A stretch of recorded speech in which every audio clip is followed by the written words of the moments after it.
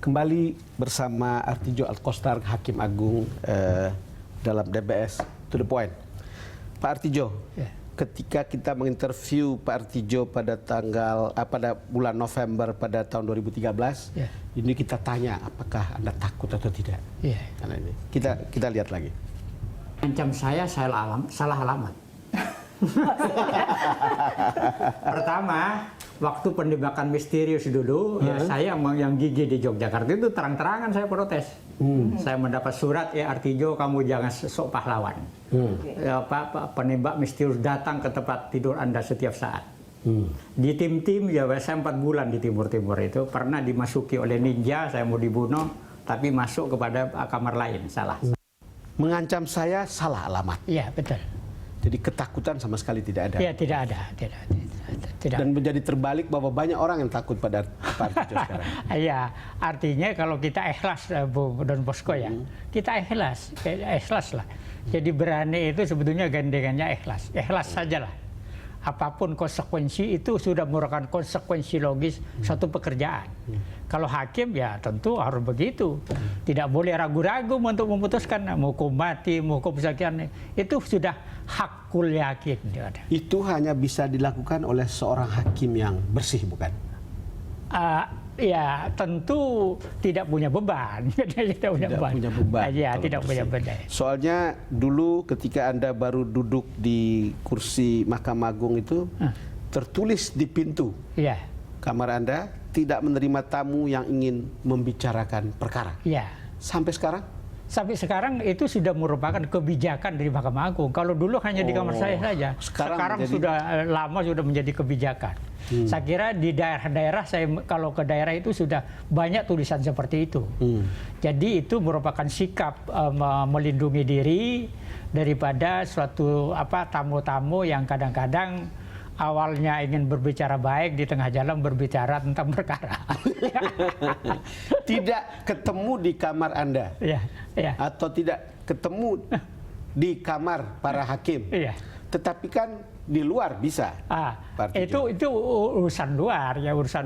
Tapi harus ada sikap dasar, sikap dasar di mana ruang Mahkamah Agung itu adalah rumah negara, milik negara. Itu tidak boleh bercanda dengan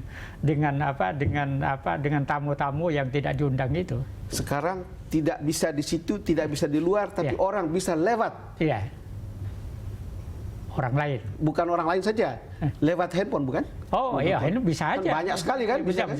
Makanya handphone saya, kalau tidak ada terdaftar di anu saya tidak akan merespon telepon saya. Tidak pernah. Jadi harus ada, misalnya saudara saya, ponakan saya ada di situ. Kalau itu tidak muncul, bukan yang terdaftar di handphone saya, nonsen saya bahas. Soalnya ceritanya begini, sekarang kan sudah susah. Ada orang ketemu sudah dipersulit kan, lalu kemudian ketemu di luar masih oke. Lewat mobile phone orang sudah mulai bicara, Pak, karena kemudian semua terekam, bukan? Pembicaraan terekam, kemudian pesan WhatsApp grup WhatsApp bisa terekam semuanya. Itu tidak pernah saya jawab. Kalau orang tidak terdaftar di anu saya, di HP saya, tidak mungkin saya jawab. Kalau saya mau bicara dengan Pak Artijo, jadi nomor handphone saya harus terdaftar dulu, Pak Artijo. Iya, betul. Kalau tidak terdaftar, saya telepon berkali-kali juga tidak akan disayangkan. Tidak akan disayangkan. Telepon presiden ada di Pak Artijo? Apa? Ada. Pak Artijo, setelah sekian, Anda sudah di Mahkamah Agung 16 tahun lebih kalau tidak salah. Iya. Kan tahun 2000 Anda di situ. Iya, betul. Kepuasan apa yang Anda nikmati di situ? Nah, bukan masalahnya kepuasan. Jadi perasaan batin kita itu telah melaksanakan ini dengan baik, yang maksimal yang dapat kita lakukan. Dengan secara profesional. Saya berusaha untuk profesional. Satu, dengan pengetahuan saya yang saya punyai. Kedua adalah dengan skill saya, keahlian saya, jam terbang saya. Sejak menjadi lawyer, dulu pengacara, sampai ke Hakim Agung ini. Yang ketiga tentu harus tetap diasah terus adalah moral integrity. Moral integrity yang membuat Anda punya keyakinan. Iya, betul, keyakinan untuk mereka. Apa yang membuat Anda kecewa di sana? Saya selama jadi Hakim Agung. Enggak, saya tidak pernah merasa kecewa. Jadi kalau ada tantangan, saya tidak akan merasa tidak merasa terintimidasi atau apa ya dengan lingkungan di daerah saya. Saya menganggap positif aja. Tapi saya harus tetap memperbaiki kalau menurut saya itu perlu diperbaiki. Tapi saya harus memberikan contoh dulu. Jadi saya tidak bisa berkomentar kalau saya belum bisa memberikan contoh. Seperti tadi tulisan tentang tidak menerima tamu itu. Kalau awalnya saya menjawab reaksi itu, tapi sekarang kan sudah menjadi kebijakan. Ya, memang hanya sapu yang bersih yang bisa membersihkan lantai yang kotor, bukan?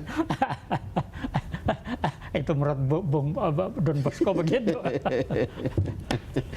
Pak Artidjo, terima kasih sudah. Terima kasih undangannya Don Bosco. Senang berdiskusi dengan Anda. Terima kasih. Pemirsa, demikian perbincangan saya dengan Hakim Agung Artidjo Alkostar. Tadi ketika membuka perbincangan ini kita berbicara dan menyebutkan seseorang yang kita anggap dalam tanda kutip istimewa. Anda bisa mengambil kesimpulan apapun, tapi kita menyajikan seorang tokoh yang kita anggap langka di Republik ini ketika saat-saat yang sama kita harus memberantas korupsi dari bumi pertiwi kita tercinta, dan sekarang kita menginjak pada usia 71 tahun. Terima kasih karena Anda sudah bersama kami. Sampai jumpa lagi dalam episode berikutnya.